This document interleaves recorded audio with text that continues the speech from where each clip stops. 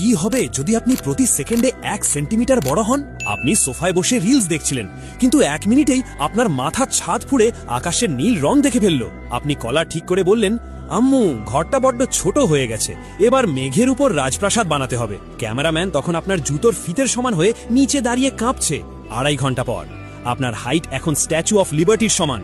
আপনি জাস্ট একটা হাই তুললেন, আর দুর্ঘটনাবশত আপনার হাতের ধাক্কায় বড় বড় আকাশচুম্বী বিল্ডিংগুলো তাসের ঘরের মতো লুটিয়ে পড়ল। আপনি মুচকি হেসে বললেন, শহরটা একটু বেশি কনজেশন ছিল, আমি শুধু একটু জায়গা বানাচ্ছি। 10 দিন পর আপনি এখন আস্ত একটা মাউন্ট এভারেস্ট। মেঘেরা আপনার হাঁটুর নিচে ঘোরাঘুরি করছে। আপনি স্ট্র্যাটোস্ফিয়ার বানিয়ে পাতলা বাতাসে শ্বাস নিচ্ছেন আর ভাবছেন, এখান থেকে তো পাড়ার হিংসুটে পিন্টু ভাইয়ের বাড়িটাও দেখা যায় না। শান্তি। 40 বছর পর আপনার উচ্চতা এখন 12,614 কিলোমিটার, অর্থাৎ আপনি আর পৃথিবী এখন যমজ ভাই। আপনার নিজের গ্র্যাভিটির টানে স্যাটেলাইটগুলো এখন আপনার কানের দুল হয়ে ঝুলছে। আপনি চাঁদকে আলতো করে ছুঁয়ে বললেন, ভাই, অনেক তো ঘুরলি পৃথিবীর চারপাশে, এবার একটু আমার পকেটে আয়। 1200 বছর পর মহাকাশে আপনার এক এক পা মানে মঙ্গলের কক্ষপথ পার হওয়া।